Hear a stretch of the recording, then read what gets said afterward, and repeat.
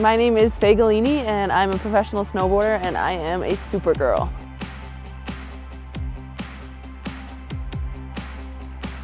Defining a powerful woman, you know, someone who's maybe good, talented, and ambitious, and really willing to work hard and be scared a lot, put themselves in a position to really grow and become something, you know, powerful, something bigger, better, super.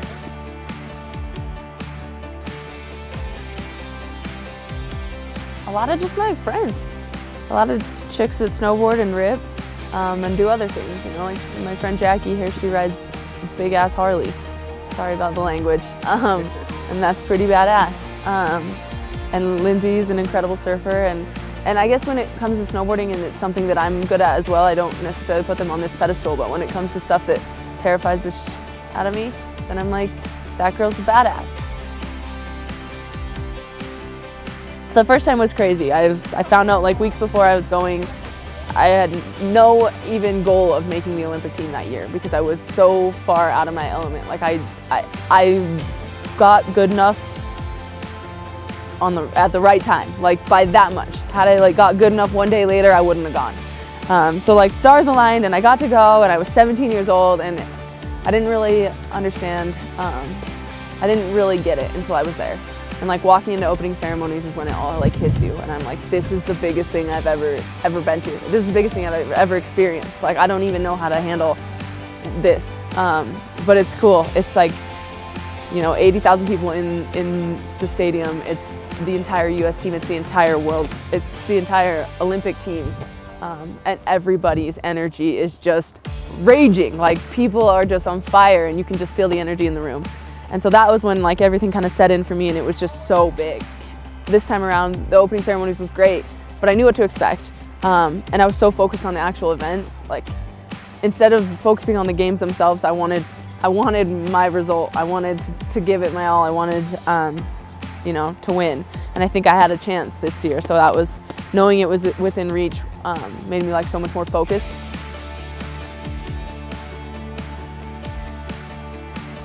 I mean, it's rare that we get together, us girls, especially the US girls. You know, a lot of us race at different levels.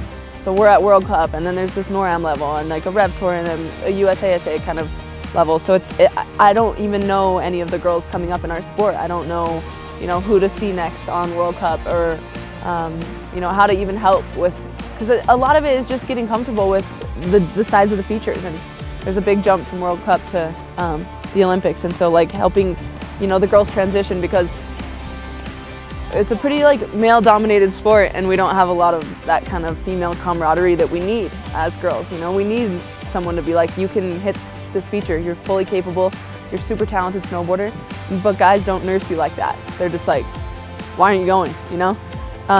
So it's cool to get to meet all the girls. The course is actually way bigger than I thought it was going to be. Features-wise, I was like, oh, okay, this will be like, you know, a couple rollers and maybe some bank turns, but there's like a few features that are pretty big, which is cool.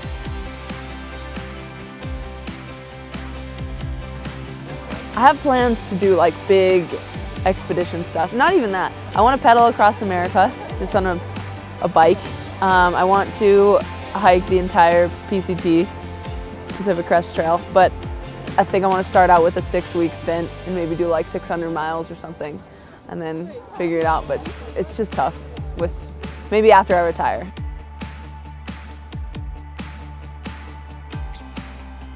Beer? Beer. People think that if you're an athlete, you can't have fun and you can't, you know, drink beer or whatever it is. But I'm like, no, the hardest part about being an athlete is like staying sane. Like you need to be having fun.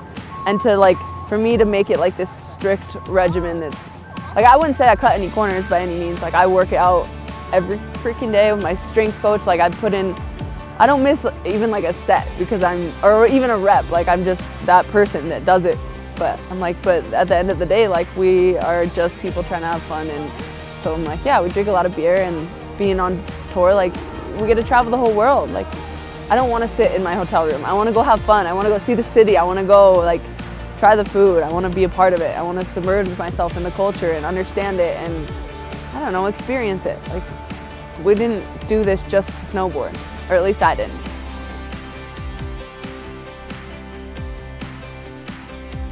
mine's just being in a good headspace. And for me, I do that by I just need to be confident. And it comes quite easy, especially now, like, you know, after doing it for 10 years, I know any feature in front of me I can handle, any feature. And so I know that.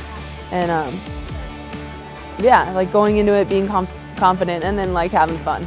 Like, I swear the second you lose the fun and the happiness, you lose the race. Like, we're here to have fun. We're just dorks on snowboards, you know?